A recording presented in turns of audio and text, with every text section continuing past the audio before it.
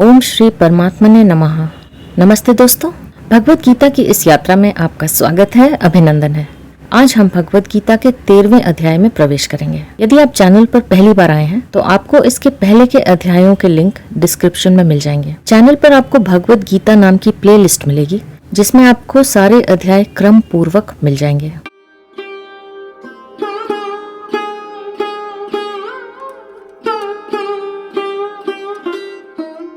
तो चलिए प्रारंभ करते हैं।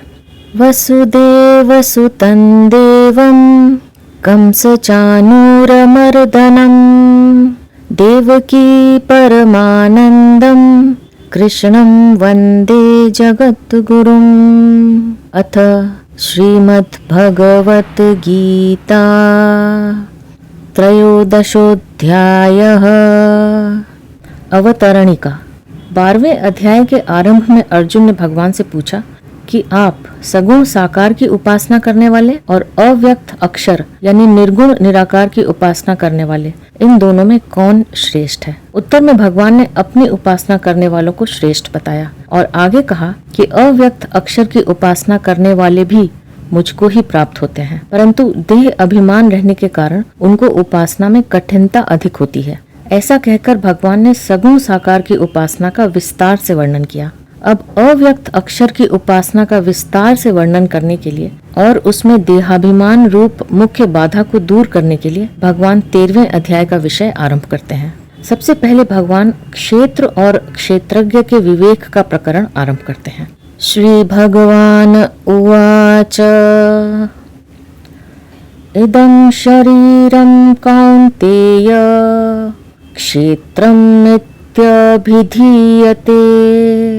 एतद्यो वेत्ति तं प्राहुः क्षेत्रज्ञ इति तद्विदः। श्री भगवान बोले, हे कुंती पुत्र अर्जुन, यह रूप से कहे जाने वाले शरीर को क्षेत्र इस नाम से कहते हैं और इस क्षेत्र को जो जानता है उसको ज्ञानी लोग क्षेत्रज्ञ इस नाम से कहते हैं। इदं शरीरम कौन्तेय क्षेत्रम इत्यभिधीयते। मनुष्य यह पशु है, यह पक्षी है, यह वृक्ष है आदि आदि भौतिक चीजों को इदमता से अर्थात यह रूप से कहता है और इस शरीर को कभी मैं रूप से तथा कभी मेरा रूप से कहता है, परंतु वास्तव में अपना कहलाने वाला शरीर भी इदमता से कहलाने वाला ही है। चाहे स्थूल शरीर हो, चाहे सूक्ष्म शरीर हो और चाहे कारण शरीर हो, पर वे हैं सभी इदमता से कहलाने वाले ही। जो पृथ्वी, जल, तेज, वायु और आकाश इन 5 तत्वों से बना हुआ है, अर्थात जो माता पिता के रज वीर्य से पैदा होता है, उसको स्थूल शरीर कहते हैं। इसका दूसरा नाम अन्नमय कोश भी है, क्योंकि यह अन्न के विकार से ही पैदा होता है और अन्न से ही जीवित रहता है। अतः यह अन्नमय यानी अन्न स्वरूप ही है। इंद्रियों का विषय होने से यह शरीर इदम यह कहा जाता है। 5 ज्ञानेंद्रियां, 5 कर्मेंद्रियां, 5 प्राण, मन और बुद्धि, इन 17 तत्वों से बने हुए को सूक्ष्म शरीर कहते हैं। इन 17 तत्वों से प्राणों की प्रधानता को लेकर यह सूक्ष्म शरीर प्राणमय कोश, मन की प्रधानता को लेकर यह मनोमय कोश और बुद्धि की प्रधानता को लेकर यह विज्ञानमय कोश कहलाता है। ऐसा यह सूक्ष्म शरीर भी अंतःकरण का विषय होने से इदम कहा जाता है। अज्ञान को कारण शरीर कहते हैं। मनुष्य को बुद्धि तक का तो ज्ञान होता है, पर बुद्धि से आगे का ज्ञान नहीं होता, इसलिए इसे अज्ञान कहते हैं। यह अज्ञान संपूर्ण शरीरों का कारण होने से कारण शरीर कहलाता है। अज्ञानमेव वास्य ही मूल कारणम। अध्यात्म उत्तर 5:9। इस कारण शरीर को स्वभाव, आदत और प्रकृति भी कह देते हैं और इसी को आनंदमय कोश भी कह देते हैं। जागृत अवस्था में स्थूल शरीर की प्रधानता होती है और उसमें सूक्ष्म तथा कारण शरीर भी साथ में रहता है। स्वप्न अवस्था में सूक्ष्म शरीर की प्रधानता होती है और उसमें कारण शरीर भी साथ में रहता है। सुषुप्ति अवस्था में स्थूल शरीर का ज्ञान नहीं रहता, जो कि अन्नमय कोश है, और सूक्ष्म शरीर का भी ज्ञान नहीं रहता, जो कि प्राणमय, मनोमय एवं विज्ञानमय कोश है, अर्थात बुद्धि अविद्या यानी अज्ञान में लीन हो जाती है। अतः सुषुप्ति अवस्था कारण शरीर की होती है। जागृत और स्वप्न अवस्था में तो सुख दुख का अनुभव होता है, पर सुषुप्ति अवस्था में दुख का अनुभव नहीं होता और सुख रहता है। इसलिए कारण शरीर को आनंदमय कोश कहते हैं। कारण शरीर भी स्वयं का विषय होने से, स्वयं के द्वारा जानने में आने वाला होने से इदम कहा जाता है। इन तीनों शरीरों को शरीर कहने का तात्पर्य है कि इनका प्रतिक्षण नाश होता रहता है। इनको कोश कहने का तात्पर्य है कि जैसे चमड़े से बनी हुई थैली में तलवार रखने से उसकी मयान संज्ञा हो जाती है, ऐसे ही जीवात्मा के द्वारा इन तीनों शरीरों को अपना मानने से, अपने को इनमें रहने वाला मानने से इन तीनों शरीरों की कोश संज्ञा हो जाती है। इस शरीर को क्षेत्र कहने का तात्पर्य है कि यह प्रतिक्षण नष्ट होता है, प्रतिक्षण बदलता है। यह इतनी जल्दी बदलता है कि इसको दोबारा कोई देख ही नहीं सकता, अर्थात दृष्टि पड़ते ही जिसको देखा उसको फिर दोबारा नहीं देख सकते, क्योंकि वह तो बदल गया। शरीर को क्षेत्र कहने का दूसरा भाव खेत से है। जैसे खेत में तरह तरह के बीज डालकर खेती की जाती है, ऐसे ही इस मनुष्य शरीर में अहमता ममता करके जीव तरह तरह के कर्म करता है। उन कर्मों के संस्कार अंतःकरण में पड़ते हैं। वे संस्कार जब फल के रूप में प्रकट होते हैं तब दूसरा शरीर मिलता है, और वो कोई भी शरीर हो सकता है, देवता, पशु पक्षी, कीट पतंग आदि। जिस प्रकार खेत में जैसा बीज बोया जाता है वैसा ही अनाज पैदा होता है, उसी प्रकार इस शरीर में जैसे कर्म किए जाते हैं उसके अनुसार ही दूसरे शरीर, परिस्थिति आदि मिलते हैं। तात्पर्य यह है कि इस शरीर में किए गए कर्मों के अनुसार ही यह जीव बार बार जन्म मरण रूप फल भोगता है। इसी दृष्टि से इसको क्षेत्र यानी खेत कहा गया है। अपने वास्तविक स्वरूप से अलग दिखने वाला यह शरीर प्राकृत पदार्थों से, क्रियाओं से, वर्ण आश्रम आदि से इदम यानी दृश्य ही है। यह है तो इदम, पर जीव ने भूल से इसको अहम मान लिया और फंस गया। स्वयं परमात्मा का अंश एवं चेतन है, सबसे महान है, परंतु जब वह जड़ यानी दृश्य पदार्थों से अपनी महत्ता मानने लगता है, जैसे मैं धनी हूँ, मैं विद्वान हूँ आदि, तब वास्तव में वह अपनी महत्ता घटाता ही है। इतना ही नहीं, अपनी महान बेइज्जती कराता है, क्योंकि अगर धन विद्या आदि से वह अपने को बड़ा मानता है तो धन विद्या आदि ही बड़े हुए, उसका अपना महत्व तो कुछ रहा ही नहीं। वास्तव में देखा जाए तो महत्व स्वयं का ही है, नाशवान और जड़ धन आदि पदार्थों का नहीं, क्योंकि जब स्वयं उन पदार्थों को स्वीकार करता है तभी वे महत्वशाली दिखते हैं। इसलिए भगवान इदम शरीरम क्षेत्रम पदों से शरीर आदि पदार्थों को अपने से भिन्न यानी इदमता से देखने के लिए कह रहे हैं। एतद्यो वेत्ति, जीवात्मा इस शरीर को जानता है, अर्थात यह शरीर मेरा है, इंद्रियां मेरी हैं, मन मेरा है, बुद्धि मेरी है, प्राण मेरे हैं, ऐसा मानता है। यह जीवात्मा इस शरीर को कभी मैं कह देता है और कभी यह कह देता है, अर्थात मैं शरीर हूँ ऐसा भी मान लेता है और यह शरीर मेरा है ऐसा भी मान लेता है। इस श्लोक के पूर्वार्ध में शरीर को इदम पद से कहा है और उत्तरार्ध में शरीर को एतत् पद से कहा है। यद्यपि ये दोनों ही पद नजदीक के वाचक हैं, तथापि इदम की अपेक्षा एतत् पद अत्यंत नजदीक का वाचक है। अतः यहाँ इदम पद अंगुली निर्दिष्ट शरीर समुदाय का द्योतन करता है और एतत् पद इस शरीर में जो मैंपन है उस मैंपन का द्योतन करता है। तम प्राहुः क्षेत्रज्ञ इति तद्विदः। जैसे दूसरे अध्याय के 16वें श्लोक में सत असत के तत्व को जानने वालों को तत्वदर्शी कहा है, ऐसे ही यहाँ क्षेत्र क्षेत्रज्ञ के तत्व को जानने वालों को तद्विदः कहा है। क्षेत्र क्या है और क्षेत्रज्ञ क्या है, इसका जिनको बोध हो चुका है, ऐसे तत्वज्ञ महापुरुष इस जीवात्मा को क्षेत्रज्ञ नाम से कहते हैं।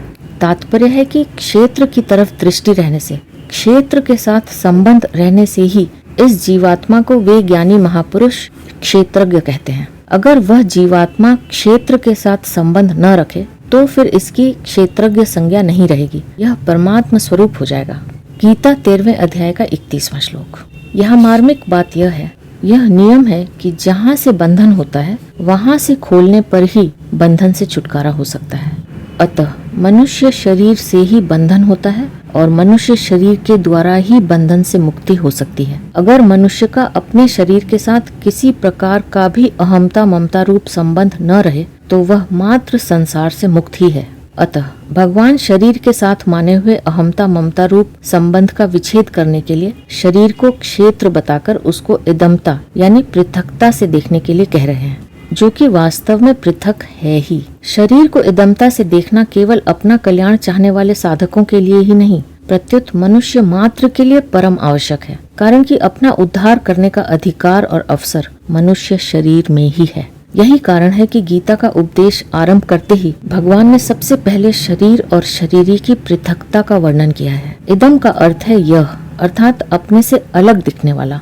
सबसे पहले देखने में आता है पृथ्वी, जल, तेज, वायु और आकाश से बना हुआ यह स्थूल शरीर।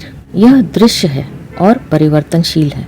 इसको देखने वाले हैं नेत्र। जैसे दृश्य में रंग, आकृति, अवस्था, उपयोग आदि सभी बदलते रहते हैं, पर उनको देखने वाले नेत्र एक ही रहते हैं। ऐसे ही शब्द, स्पर्श, रूप, रस और गंध रूप विषय भी बदलते रहते हैं, पर उनको जानने वाले कान, त्वचा, नेत्र, जिह्वा और नासिका एक ही रहते हैं। जैसे नेत्रों से ठीक दिखना, कम दिखना और बिल्कुल न दिखना, ये नेत्र में होने वाले परिवर्तन मन के द्वारा जाने जाते हैं।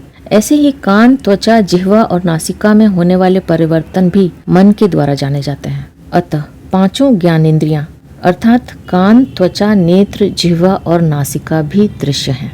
कभी शुद्ध और कभी शांत, कभी स्थिर और कभी चंचल, ये मन में होने वाले परिवर्तन बुद्धि के द्वारा जाने जाते हैं। अतः मन भी दृश्य है। कभी ठीक समझना, कभी कम समझना और कभी बिल्कुल न समझना, ये बुद्धि में होने वाले परिवर्तन स्वयं यानी जीवात्मा के द्वारा जाने जाते हैं। अतः बुद्धि भी दृश्य है। बुद्धि आदि के दृष्टा स्वयं जीवात्मा में कभी परिवर्तन हुआ नहीं, है नहीं, होगा नहीं और होना संभव भी नहीं।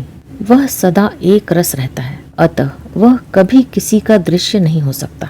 रूपम दृश्यम लोचनम दृक् तदृश्यम दृक् तु मानसम दृश्याधिवृत्तया साक्षी दृगेव न तु दृश्यते। वाक्य सुधा 1।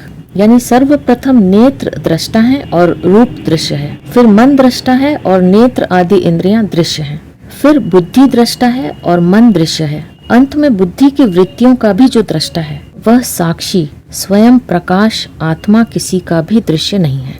इंद्रियां अपने अपने विषय को तो जान सकती हैं, पर विषय अपने से पर यानी सूक्ष्म, श्रेष्ठ और प्रकाशक इंद्रियों को नहीं जान सकता। इसी तरह इंद्रियां और विषय मन को नहीं जान सकते, मन इंद्रियां और विषय बुद्धि को नहीं जान सकते, तथा बुद्धि मन इंद्रियां और विषय स्वयं को नहीं जान सकते। न जानने में मुख्य कारण यह है कि इंद्रियां, मन और बुद्धि तो सापेक्ष दृष्टा हैं, अर्थात एक दूसरे की सहायता से केवल अपने से स्थूल रूप को देखने वाले हैं, किंतु स्वयं जीवात्मा शरीर, इंद्रियां, मन और बुद्धि से अत्यंत सूक्ष्म और श्रेष्ठ होने के कारण निरपेक्ष दृष्टा है, अर्थात दूसरे किसी की सहायता के बिना खुद को ही देखने वाला है। इस विवेचन में यद्यपि इंद्रियां, मन और बुद्धि को भी दृष्टा कहा गया है, तथापि वहाँ भी यह समझ लेना चाहिए कि स्वयं जीवात्मा के साथ रहने पर ही इनके द्वारा देखा जाना संभव होता है, कारण कि मन, बुद्धि आदि जड़ प्रकृति का कार्य होने से स्वतंत्र दृष्टा नहीं हो सकते। अतः स्वयं ही वास्तविक दृष्टा है। दृश्य पदार्थ यानी शरीर, देखने की शक्ति यानी नेत्र, मन और बुद्धि और देखने वाला यानी जीवात्मा, इन तीनों में गुणों की भिन्नता होने पर भी तात्विक एकता है, कारण कि तात्विक एकता के बिना देखने का आकर्षण, देखने की सामर्थ्य और देखने की प्रवृत्ति सिद्ध ही नहीं होती। यहाँ एक शंका हो सकती है कि स्वयं यानी जीवात्मा तो चेतन है, फिर वह जड़ बुद्धि आदि को, जिससे उसकी तात्विक एकता नहीं है, उनको कैसे देखता है? इसका समाधान यह है कि स्वयं जड़ता से तादात्म्य करके जड़ के सहित अपने को मैं मान लेता है। यह मैं न तो जड़ है और न चेतन ही है। जड़ में विशेषता देखकर यह जड़ के साथ एक होकर कहता है कि मैं धनवान हूँ, मैं विद्वान हूँ आदि, और चेतन में विशेषता देखकर यह चेतन के साथ एक होकर कहता है कि मैं आत्मा हूँ, मैं ब्रह्म हूँ आदि। यही प्रकृतिस्थ पुरुष है, जो प्रकृति जन्य गुणों के संग से ऊंच नीच योनियों में बार बार जन्म लेता रहता है। गीता 13वें अध्याय का 21वां श्लोक। तात्पर्य यह निकला कि प्रकृतिस्थ पुरुष में जड़ और चेतन दोनों अंश विद्यमान हैं। चेतन की रुचि परमात्मा की तरफ जाने की है, किंतु भूल से उसने जड़ के साथ तादात्म्य कर लिया। तादात्म्य में जो जड़ अंश है उसका आकर्षण, प्रवृत्ति जड़ता की तरफ होने से वही सजातीयता के कारण जड़ बुद्धि आदि का दृष्टा बनता है। यह नियम है कि देखना केवल सजातीयता में ही संभव होता है, अर्थात दृश्य, दर्शन और दृष्टा के एक ही जाति के होने से देखना होता है, अन्यथा नहीं। इस नियम से यह पता लगता है कि स्वयं जीवात्मा जब तक बुद्धि आदि का दृष्टा रहता है तब तक उसमें बुद्धि की जाति की जड़ वस्तु है, अर्थात जड़ प्रकृति के साथ उसका माना हुआ संबंध है। यह माना हुआ संबंध ही सब अनर्थों का मूल है। इस माने हुए संबंध के कारण ही वह संपूर्ण जड़ प्रकृति अर्थात बुद्धि, मन, इंद्रियां, विषय, शरीर और पदार्थों का दृष्टा बनता है। यहाँ परिशिष्ट भाव यह है कि इदम यानी क्षेत्र के अंतर्गत अनंत ब्रह्मांड है। अनंत ब्रह्मांडों में जितने भी शरीर हैं उनमें परा यानी जीव क्षेत्रज्ञ है और अपरा यानी जगत क्षेत्र है। जीव जगत को जानने वाला और परमात्मा को मानने वाला है।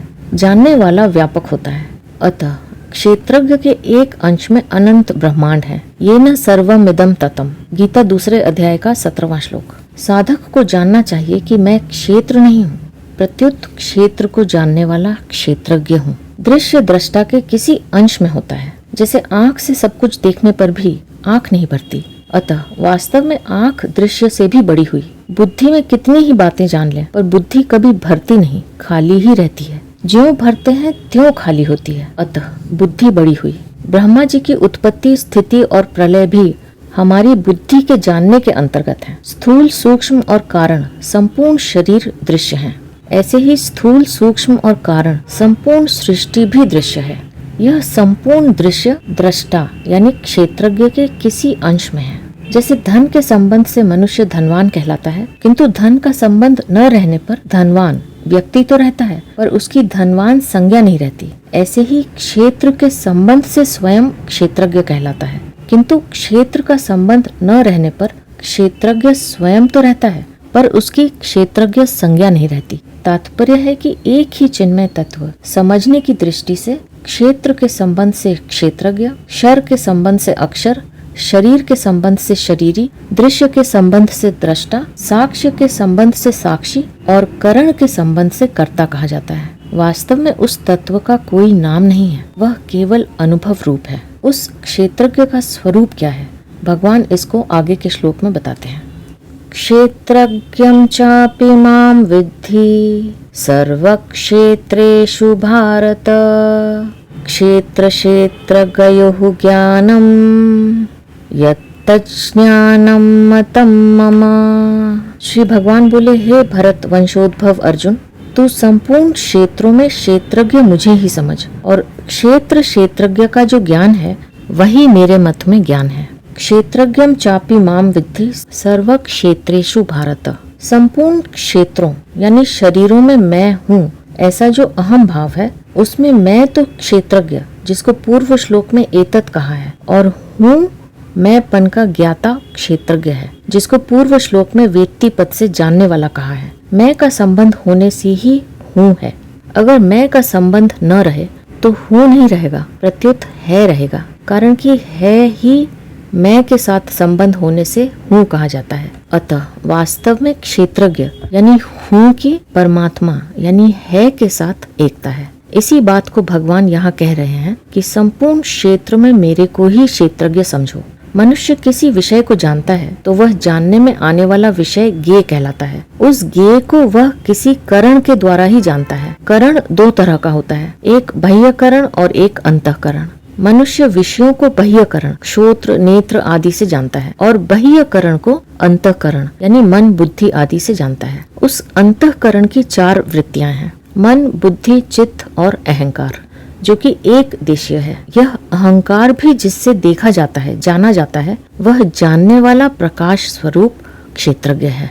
भगवान कह रहे हैं कि उस अहम भाव के भी ज्ञाता क्षेत्रज्ञ को साक्षात मेरा स्वरूप समझो। यहाँ विद्धि पद कहने का तात्पर्य है कि हे अर्जुन, जैसे तू अपने को शरीर में मानता है और शरीर को अपना मानता है, ऐसे ही तू अपने को मेरे में मान और मुझको अपना मान। कारण कि तुमने शरीर के साथ जो एकता मान रखी है उसको छोड़ने के लिए मेरे साथ एकता माननी बहुत आवश्यक है। जैसे यहाँ भगवान ने क्षेत्रज्ञं चापि माम विद्धि पदों से क्षेत्रज्ञ की अपने साथ एकता बताई है, ऐसे ही गीता में अन्य जगह भी एकता बताई है। जैसे दूसरे अध्याय के 17वें श्लोक में भगवान ने शरीरी यानी क्षेत्रज्ञ के लिए कहा है, जिससे यह संपूर्ण संसार व्याप्त है, उसको तुम अविनाशी समझो। अविनाशी तू तद विद्धि येन सर्वमिदं ततम्। और 9वें अध्याय के 4थे श्लोक में अपने लिए कहा है, मुझसे यह संपूर्ण संसार व्याप्त है, मया ततमिदं सर्वम जगत अव्यक्त मूर्तिना। यहाँ तो भगवान ने क्षेत्रज्ञ यानी अंश की अपने अंशी के साथ एकता बताई है। और आगे इसी अध्याय के 34वें श्लोक में शरीर संसार यानी कार्य की प्रकृति यानी कारण के साथ एकता बताई है। तात्पर्य यह है कि शरीर तो प्रकृति का अंश है, इसलिए तुम इससे सर्वथा विमुख हो जाओ, और तुम मेरे अंश हो, इसलिए तुम मेरे सम्मुख हो जाओ। शरीर की संसार के साथ स्वाभाविक एकता है, परंतु यह जीव शरीर को संसार से अलग मानकर उसके साथ ही अपनी एकता मान लेता है। परमात्मा के साथ क्षेत्रज्ञ की स्वाभाविक एकता होते हुए भी शरीर के साथ एकता मानने से ही यह अपने को परमात्मा से अलग मानता है। शरीर को संसार से अलग मानना और अपने को परमात्मा से अलग मानना, ये दोनों ही गलत मान्यताएं हैं। अतः भगवान यहाँ विद्धि पद से आज्ञा देते हैं कि क्षेत्रज्ञ मेरे साथ एक है, ऐसा समझो। तात्पर्य है कि तुमने जहाँ शरीर के साथ अपनी एकता मान रखी है, वहीं मेरे साथ अपनी एकता मान लो, जो कि वास्तव में है। शास्त्रों में प्रकृति, जीव और परमात्मा, इन तीनों का अलग अलग वर्णन आता है, परंतु यहाँ अपी पद से भगवान एक विलक्षण भाव की ओर लक्ष्य कराते हैं कि शास्त्रों में परमात्मा के जिस सर्वव्यापक स्वरूप का वर्णन हुआ है, वह तो मैं हूँ ही। इसके साथ ही संपूर्ण क्षेत्र में क्षेत्रज्ञ रूप से पृथक पृथक दिखने वाला भी मैं ही हूँ। अतः प्रस्तुत पद का यही भाव है कि क्षेत्रज्ञ रूप से परमात्मा ही है। ऐसा जानकर साधक मेरे से अभिन्नता का अनुभव करे। स्वयं संसार से भिन्न और परमात्मा से अभिन्न है। इसलिए यह नियम है कि संसार का ज्ञान तभी होता है जब उससे सर्वथा भिन्नता का अनुभव किया जाए। तात्पर्य है कि संसार से राग रहित होकर ही संसार के वास्तविक स्वरूप को जाना जा सकता है, परंतु परमात्मा का ज्ञान उनसे अभिन्न होने से ही होता है। इसलिए परमात्मा का यथार्थ ज्ञान प्राप्त कराने के लिए भगवान क्षेत्रज्ञ के साथ अपनी अभिन्नता बता रहे हैं। इस अभिन्नता को यथार्थ रूप से जानने पर परमात्मा का वास्तविक ज्ञान हो जाता है। क्षेत्र क्षेत्रज्ञो ज्ञानम यत् ज्ञानम मतम मम।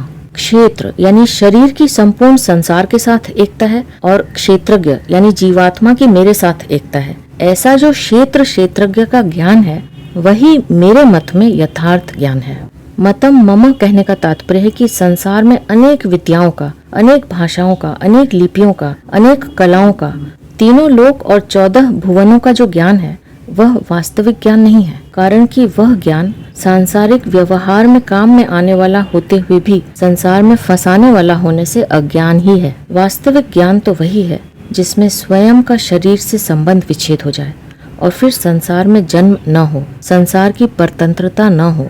वही ज्ञान भगवान के मत में यथार्थ ज्ञान है। यहाँ परिशिष्ट भाव यह है कि क्षेत्रज्ञ यानी जीव और ब्रह्म एक ही हैं। एक क्षेत्र के संबंध से वह क्षेत्रज्ञ है और संपूर्ण क्षेत्रों के संबंध से रहित होने पर वह ब्रह्म है। इदम शरीरम कौन्तेय क्षेत्रम पदों से यह सिद्ध हुआ कि शरीर यानी क्षेत्र की अनंत ब्रह्मांडों सृष्टि मात्र के साथ एकता है, और क्षेत्रज्ञम चापी माम विद्धि पदों से यह सिद्ध हुआ कि स्वयं क्षेत्रज्ञ की अनंत अपार असीम परमात्मा के साथ एकता है। अतः हमारे से दूर कोई वस्तु है तो वह शरीर है, और सबसे नजदीक से नजदीक कोई वस्तु है तो वह परमात्मा है। तात्पर्य है कि शरीर और संसार एक है तथा स्वयं और परमात्मा एक है। गीता 15वें अध्याय का 7वां श्लोक। यही ज्ञान है। ब्रह्म के लिए माम कहने का तात्पर्य है कि ब्रह्म और ईश्वर दो नहीं है, प्रत्युत एक ही है। मया ततमिदं सर्वम जगत अव्यक्त मूर्तिना। गीता 9वें अध्याय का 4था श्लोक। यानी यह सब संसार मेरे निराकार स्वरूप से व्याप्त है। अनंत ब्रह्मांडों में जो निर्लिप्त रूप से सर्वत्र परिपूर्ण चेतन है, वह ब्रह्म है, और जो अनंत ब्रह्मांडों का मालिक है, वह ईश्वर है। श्लोक में क्षेत्र और क्षेत्रज्ञ के ज्ञान को ही अपने मत में ज्ञान बताकर अब भगवान क्षेत्र और क्षेत्रज्ञ के विभाग को सुनने की आज्ञा देते हैं। तत्क्षेत्रम यच्च यादृक् यद्विकारी यतश्च यत् स च यो यत् प्रभावश्च तत्समासेन मे शृणु। श्री भगवान बोले, वह क्षेत्र जो है और जैसा है तथा जिन विकारों वाला है और जिससे जो पैदा हुआ है, तथा वह क्षेत्रज्ञ भी जो है और जिस प्रभाव वाला है, वह सब संक्षेप में मुझसे सुन। तत्क्षेत्रम, तत् शब्द दो का वाचक होता है, पहले कहे हुए विषय का और दूरी का। इसी अध्याय के पहले श्लोक में जिसको इदम पद से कहा गया है, उसी को यहाँ तत्पद से कहा है। क्षेत्र सब देश में नहीं है, सब काल में नहीं है, और अभी भी प्रतिक्षण अभाव में जा रहा है। यह क्षेत्र की स्वयं से दूरी है। यच्च, उस क्षेत्र का जो स्वरूप है, जिसका वर्णन इसी अध्याय के 5वें श्लोक में हुआ है। यादृक् च, उस क्षेत्र का जैसा स्वभाव है, जिसका वर्णन इसी अध्याय के 26वें 27वें श्लोक में उसे उत्पन्न और नष्ट होने वाला बताकर किया गया है। यद्विकारी, यद्यपि प्रकृति का कार्य होने से इसी अध्याय के 5वें श्लोक में आए 23 तत्वों को भी विकार कहा गया है, तथापि यहाँ इन पदों से क्षेत्र क्षेत्रज्ञ के माने हुए संबंध के कारण क्षेत्र में उत्पन्न होने वाले इच्छा, द्वेष आदि विकारों को ही विकार कहा गया है, जिनका वर्णन 6ठे श्लोक में हुआ है। यतश्च यत, यह क्षेत्र जिससे पैदा होता है, अर्थात प्रकृति से उत्पन्न होने वाले 7 विकार और 3 गुण, जिनका वर्णन इसी अध्याय के 19वें श्लोक के उत्तरार्ध में हुआ है। स च, पहले श्लोक के उत्तरार्ध में जिस क्षेत्रज्ञ का वर्णन हुआ है, उसी क्षेत्रज्ञ का वाचक यहाँ सह पद है और उसी के विषय में यहाँ सुनने के लिए कहा गया है। यह इस क्षेत्रज्ञ का जो स्वरूप है, जिसका वर्णन इसी अध्याय के 20वें श्लोक के उत्तरार्ध में और 22वें श्लोक में किया गया है। यत प्रभावश्च, वह क्षेत्रज्ञ जिस प्रभाव वाला है, जिसका वर्णन इसी अध्याय के 31वें से 33वें श्लोक तक किया गया है। तत्समासेन में शृणु, यहाँ तत् पद के अंतर्गत क्षेत्र और क्षेत्रज्ञ दोनों को लेना चाहिए। तात्पर्य है कि वह क्षेत्र जो है, जैसा है, जिन विकारों वाला और जिससे पैदा हुआ है, इस तरह क्षेत्र के विषय में 4 बातें, और वह क्षेत्रज्ञ जो है और जिस प्रभाव वाला है, इस तरह क्षेत्रज्ञ के विषय में 2 बातें तू मेरे से संक्षेप में सुन।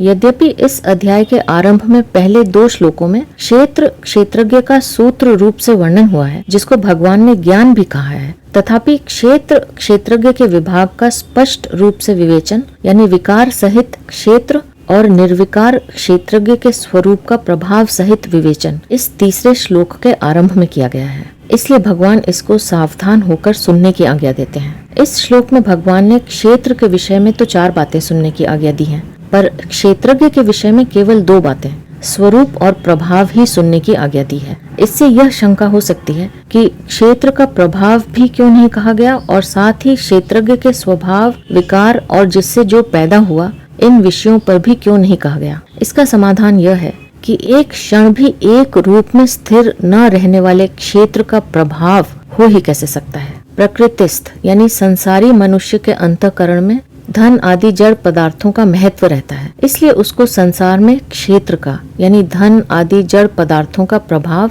दिखता है। वास्तव में स्वतंत्र रूप से क्षेत्र का कुछ भी प्रभाव नहीं है, अतः उसके प्रभाव का कोई वर्णन नहीं किया गया। क्षेत्रज्ञ का स्वरूप उत्पत्ति विनाश रहित है, इसलिए उसका स्वभाव भी उत्पत्ति विनाश रहित है। अतः भगवान ने उसके स्वभाव का अलग से वर्णन न करके स्वरूप के अंतर्गत ही कर दिया। क्षेत्र के साथ अपना संबंध मानने के कारण ही क्षेत्रज्ञ में इच्छा, द्वेष आदि विकारों की प्रतीति होती है, अन्यथा क्षेत्रज्ञ स्वरूपतः सर्वथा निर्विकार ही है। अतः निर्विकार क्षेत्रज्ञ के विकारों का वर्णन संभव ही नहीं। क्षेत्रज्ञ अद्वितीय, अनादि और नित्य है, अतः इसके विषय में कौन किससे पैदा हुआ यह प्रश्न ही नहीं बनता। यहाँ परिशिष्ट भाव यह है कि भगवान के द्वारा तत्समासेन में शृणु कहने का तात्पर्य है कि साधक के लिए ज्यादा जानने की आवश्यकता नहीं है। ज्यादा जानने में समय तो ज्यादा खर्च होगा, पर साधन कम होगा। श्लोक में जिसको संक्षेप से सुनने के लिए कहा गया है, उसका विस्तार से वर्णन कहाँ हुआ है, इसको भगवान आगे के श्लोक में बताते हैं। ऋषिभिः बहुधा गीतं छन्दोभिः विविधैः पृथक् ब्रह्मसूत्रपदैश्चैव हेतुमद्भिः विनिश्चितैः। श्री भगवान बोले, यह क्षेत्र क्षेत्रज्ञ का तत्व ऋषियों के द्वारा बहुत विस्तार से कहा गया है तथा वेदों की ऋचाओं द्वारा बहुत प्रकार से विभाग पूर्वक कहा गया है, और युक्ति युक्त एवं निश्चित किए हुए ब्रह्म सूत्र के पदों द्वारा भी कहा गया है। ऋषि भी बहुधा गीतम, वैदिक मंत्रों के दृष्टा तथा शास्त्रों, स्मृतियों और पुराणों के रचयिता ऋषियों ने अपने अपने शास्त्र, स्मृति आदि ग्रंथों में जड़, चेतन, सत, असत, शरीर, शरीरी, देह, देही, नित्य, अनित्य आदि शब्दों में क्षेत्र क्षेत्रज्ञ का बहुत विस्तार से वर्णन किया है। छंदो भी विविधैः पृथक, यहाँ विविधैः विशेषण सहित छंदो भी पद ऋक, यजुः, साम और अथर्व इन चारों वेदों के संहिता और ब्राह्मण भागों के मंत्रों का वाचक है। इन्हीं के अंतर्गत संपूर्ण उपनिषद और भिन्न भिन्न शाखाओं को भी समझ लेना चाहिए। इनमें क्षेत्र क्षेत्रज्ञ का अलग अलग वर्णन किया गया है। ब्रह्म सूत्र पदैश्चैव हेतुमद्भिः निश्चितैः, अर्थात अनेक युक्तियों के साथ युक्त तथा अच्छी तरह से निश्चित किए हुए ब्रह्म सूत्र के पदों द्वारा भी क्षेत्र क्षेत्रज्ञ के तत्व का वर्णन किया गया है। इस श्लोक में भगवान का आशय यह मालूम देता है कि क्षेत्र क्षेत्रज्ञ का जो संक्षेप से वर्णन मैं कर रहा हूँ, उसे अगर कोई विस्तार से देखना चाहे तो वह इन ग्रंथों में देख सकता है। तीसरे श्लोक में क्षेत्र क्षेत्रज्ञ के विषय में जिन 6 बातों को संक्षेप से सुनने की आज्ञा दी थी, उनमें से क्षेत्र की 2 बातों का अर्थात उनके स्वरूप और विकारों का वर्णन भगवान आगे के 2 श्लोकों में करते हैं। महाभूतान्यहंकारो बुद्धिरव्यक्तमेव च इंद्रियाणि दशैकं च पंचेंद्रिय गोचराः। श्री भगवान बोले, मूल प्रकृति और समष्टि बुद्धि, महातत्व, समष्टि अहंकार, 5 महाभूत और 10 इंद्रियां, 1 मन तथा 5 इंद्रियों के 5 विषय, यही 24 तत्वों वाला क्षेत्र है। अव्यक्तमेव च, अव्यक्त नाम मूल प्रकृति का है। मूल प्रकृति समष्टि बुद्धि का कारण होने से और स्वयं किसी का भी कार्य न होने से केवल प्रकृति ही है, बुद्धि ही। यह पद समष्टि बुद्धि अर्थात महतत्व का वाचक है। इस बुद्धि से अहंकार पैदा होता है, इसलिए यह प्रकृति है। और मूल प्रकृति का कार्य होने से यह विकृति है। तात्पर्य है कि यह बुद्धि प्रकृति विकृति है। अहंकारः, यह पद समष्टि अहंकार का वाचक है। इसको अहम भाव भी कहते हैं। पंच महाभूत का कारण होने से यह अहंकार प्रकृति है और बुद्धि का कार्य होने से यह विकृति है। तात्पर्य है कि यह अहंकार प्रकृति विकृति है। महाभूतानि, पृथ्वी, जल, तेज, वायु और आकाश, ये 5 महाभूत हैं। महाभूत 2 प्रकार के होते हैं, पंचीकृत और अपंचीकृत। एक एक महाभूत के 5 विभाग होकर जो मिश्रण होता है उसको पंचीकृत महाभूत कहते हैं। इन 5 महाभूतों के विभाग न होने पर इनको अपंचीकृत महाभूत कहते हैं। यहाँ इन्हीं अपंचीकृत महाभूतों का वाचक महाभूतानि पद है। इन महाभूतों को पंच तन मात्राएं तथा सूक्ष्म महाभूत भी कहते हैं। आकाश के 2 विभाग हैं, जिनमें से आधा भाग आकाश अपने स्वरूप से रहा और दूसरे आधे विभाग के 4 विभाग किए। उनमें से उसने 1 भाग वायु को, 1 भाग तेज को, 1 भाग जल को और 1 भाग पृथ्वी को दिया। वायु के 2 विभाग हैं, उनमें से आधा भाग वायु अपने स्वरूप से रही और दूसरे आधा भाग के 4 विभाग किए, जिनमें क्रमशः आकाश, तेज, जल और पृथ्वी को दिया। तेज के 2 विभाग हैं, उनमें से आधा विभाग तेज अपने स्वरूप से रहा और दूसरे आधे भाग के 4 विभाग करके क्रमशः 1 भाग आकाश, वायु, जल और पृथ्वी को दिया। जल के 2 विभाग हैं, उनमें से आधा भाग जल अपने स्वरूप से रहा और दूसरे आधे भाग के 4 विभाग करके क्रमशः 1 भाग आकाश, वायु, तेज और पृथ्वी को दिया। ऐसे ही पृथ्वी के 2 विभाग हैं, उनमें से आधा भाग पृथ्वी अपने स्वरूप से रही और दूसरे आधे भाग के 4 विभाग करके क्रमशः 1 भाग आकाश, वायु, तेज और जल को दिया। इस तरह 5 महाभूतों का पंचीकरण मिश्रण होने से इसको पंचीकृत महाभूत कहते हैं। 10 इंद्रियां, 1 मन और शब्द आदि 5 विषयों के कारण होने से ये 5 महाभूत प्रकृति हैं और अहंकार के कार्य होने से ये विकृति हैं। तात्पर्य है कि ये 5 महाभूत प्रकृति विकृति हैं। इंद्रियाणि 10, श्रोत्र, त्वचा, नेत्र, रसना और घ्राण, ये 5 ज्ञानेंद्रियां हैं तथा वाक, पाणी, पाद, उपस्थ और पायु, ये 5 कर्मेंद्रियां हैं। ये 10 इंद्रियां अपंचीकृत महाभूतों से पैदा होने से और स्वयं किसी का भी कारण न होने से केवल विकृति ही है। एकम च, अपंचीकृत महाभूतों से पैदा होने से और स्वयं किसी का भी कारण न होने से मन केवल विकृति ही है। पंचेंद्रिय गोचराः, शब्द, स्पर्श, रूप, रस और गंध, ये 5 ज्ञानेंद्रियों के 5 विषय हैं। अपंचीकृत महाभूतों से पैदा होने से और स्वयं किसी के भी कारण न होने से ये 5 विषय केवल विकृति ही हैं। इन सब का निष्कर्ष यह निकला कि 5 महाभूत, 1 अहंकार और 1 बुद्धि, ये 7 प्रकृति विकृति हैं। मूल प्रकृति केवल प्रकृति है और 10 इंद्रियां, 1 मन और 5 ज्ञानेंद्रियों के विषय, ये 16 केवल विकृति हैं। इस तरह इन 24 तत्वों के समुदाय का नाम क्षेत्र है। इसी का एक तुच्छ अंश यह मनुष्य शरीर है, जिसको भगवान ने पहले श्लोक में इदम शरीरम और तीसरे श्लोक में तत्क्षेत्रम पद से कहा है। इच्छा द्वेष सुखम दुःखम संघातश्चेतना धृतिः एतत् क्षेत्रम समासेन सविकारम उदाहृतम।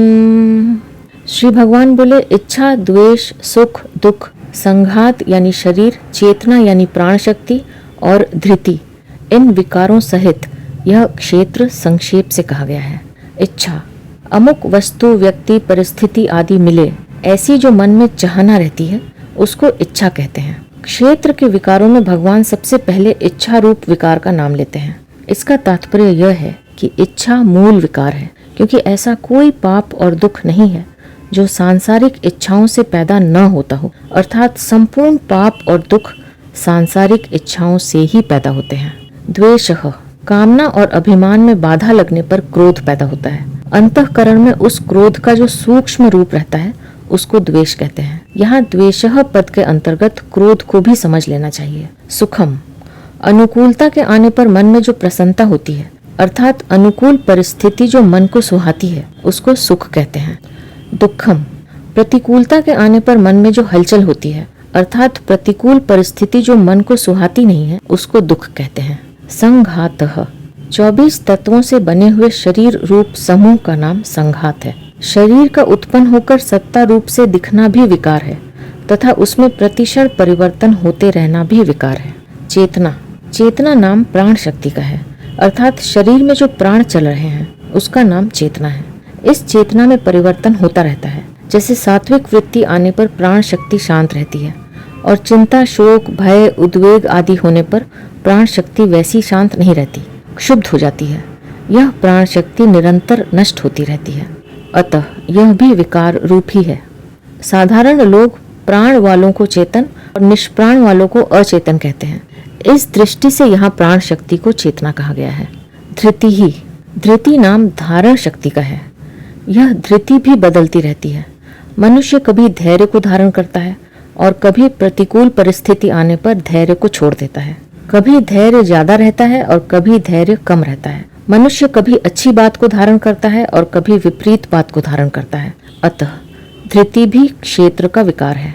18वें अध्याय के 33वें से 35वें श्लोक तक धृति के सात्विकी, राजसी और तामसी इन तीनों भेदों का वर्णन किया गया है। परमात्मा की तरफ चलने में सात्विकी धृति की बड़ी आवश्यकता है। एतत् क्षेत्रम समासेन सविकारम उदाहृतम। जैसे पहले श्लोक में इदम शरीरम कहकर व्यष्टि शरीर से अपने को अलग देखने के लिए कहा, ऐसे ही दृश्य यानी क्षेत्र और उसमें होने वाले विकार से दृष्टा को अलग दिखाने के लिए यहाँ एतत् पद आया है। 5वें श्लोक में भगवान ने समष्टि संसार का वर्णन किया और यहाँ 6ठे श्लोक में व्यष्टि शरीर के विकारों का वर्णन किया, क्योंकि समष्टि संसार में इच्छा द्वेष आदि विकार होते ही नहीं। तात्पर्य यह है कि व्यष्टि शरीर समष्टि संसार से और समष्टि संसार व्यष्टि शरीर से अलग नहीं है, अर्थात ये दोनों एक हैं। जैसे इसी अध्याय के दूसरे श्लोक में भगवान ने क्षेत्रज्ञ के साथ अपनी एकता बताई, ऐसे ही यहाँ व्यष्टि शरीर और उसमें होने वाले विकारों की समष्टि संसार के साथ एकता बताते हैं। आगे 21वें श्लोक में भगवान ने पुरुष की स्थिति शरीर में न बताकर प्रकृति में बताई। पुरुषव प्रकृतिस्थो ही। इससे भी यह सिद्ध होता है कि पुरुष की स्थिति संबंध व्यष्टि शरीर में हो जाने से उसकी स्थिति समष्टि प्रकृति में हो जाती है, क्योंकि व्यष्टि शरीर और समष्टि प्रकृति दोनों एक ही हैं। वास्तव में देखा जाए तो व्यष्टि है ही नहीं, केवल समष्टि ही है। व्यष्टि केवल भूल से मानी हुई है। जैसे समुद्र की लहरों को समुद्र से अलग मानना भूल है, ऐसे ही व्यष्टि शरीर को समष्टि संसार से अलग मानना, अपना मानना भूल ही है। यहाँ विशेष बात यह है कि क्षेत्रज्ञ जब अविवेक से क्षेत्र के साथ अपना संबंध मान लेता है, तब क्षेत्र में इच्छा द्वेष आदि विकार पैदा हो जाते हैं। क्षेत्रज्ञ का वास्तविक स्वरूप तो सर्वथा निर्विकार ही है। क्षेत्र क्षेत्रज्ञ के संयोग से पैदा होने वाले विकार सर्वथा मिटाए जा सकते हैं, क्योंकि क्षेत्रज्ञ का क्षेत्र के साथ संयोग केवल माना हुआ है। इस माने हुए संयोग को मिटाने के लिए भगवान इस अध्याय के पहले श्लोक में शरीर को अपने से पृथक देखने के लिए और फिर दूसरे श्लोक में परमात्मा से अपने नित्य संयोग एकता का अनुभव करने के लिए कहते हैं। ऐसा अनुभव होने पर क्षेत्र के साथ मानी हुई एकता का सर्वथा अभाव हो जाता है और फिर विकार उत्पन्न हो ही नहीं सकते। बोध होने पर अर्थात क्षेत्र यानी शरीर से सर्वथा संबंध विच्छेद होने पर इच्छा और द्वेष सदा के लिए सर्वथा मिट जाते हैं। सुख और दुख अर्थात अनुकूल प्रतिकूल परिस्थिति का ज्ञान तो होता है, पर उससे अंतःकरण में कोई विकार पैदा नहीं होते। अर्थात अनुकूल प्रतिकूल परिस्थिति प्राप्त होने पर जीवन मुक्त मनुष्य सुखी दुखी नहीं होता। सुख दुख का ज्ञान होना दोष नहीं है, प्रत्युत उसका असर पड़ना, विकार होना दोषी है। ज्ञान किसी का भी दोषी नहीं होता। जैसे भोजन करते समय जीभ में स्वाद का ज्ञान होना दोष नहीं है, प्रत्युत भोजन के पदार्थों में राग या द्वेष होना दोष है। जीवन मुक्त मनुष्य का संघात अर्थात शरीर से किंचित मात्र भी मैं मेरेपन का संबंध न रहने के कारण उसका कहा जाने वाला शरीर यद्यपि महान पवित्र हो जाता है, तथापि प्रारब्ध के अनुसार उसका यह शरीर रहता ही है। जब तक शरीर रहता है तब तक चेतना यानी प्राण शक्ति भी रहती है। परिश्रम होने पर उसमें चंचलता आती है, नहीं तो वह शांत रहती है। साधना अवस्था में जो सात्विकी धृति थी वह बोध होने पर भी रहती है, परंतु अंतःकरण से तादात्म्य न रहने से तत्वज्ञ मनुष्य का चेतना और धृति रूप विकारों से कोई संबंध नहीं रहता। तात्पर्य यह हुआ कि शरीर के साथ तादात्म्य होने से जो विकार होते हैं वे विकार बोध होने पर नहीं रहते। संघात चेतना और धृति रूप विकारों के रहने पर भी उसका स्वयं पर कुछ भी असर नहीं पड़ता। यहाँ परिशिष्ट भाव यह है कि क्षेत्र के साथ संबंध रखने से ही इच्छा द्वेष सुख दुख आदि विकार क्षेत्रज्ञ में होते हैं। पुरुष सुख दुखा नाम भोक्तृत्व हेतु रुच्यते। गीता 13वें अध्याय का 20वां श्लोक। इच्छा द्वेष आदि सभी विकार तादात्म्य में है, जड़ चेतना की ग्रंथि में है।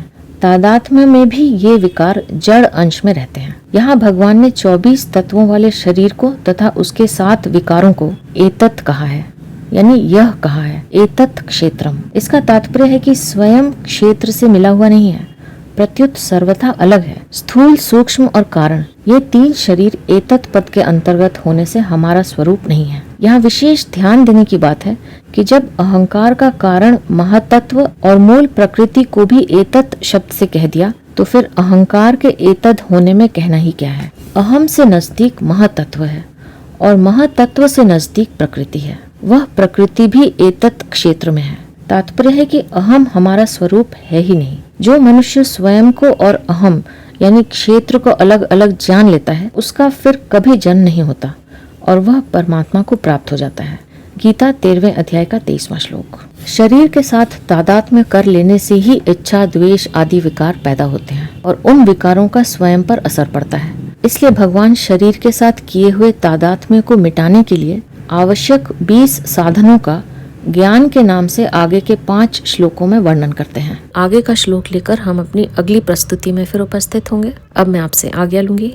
आप अपना ध्यान रखिए, हमेशा खुश रहिए, मुस्कुराते रहिए। आपका बहुत बहुत धन्यवाद। ओम श्री परमात्मा ने नमः।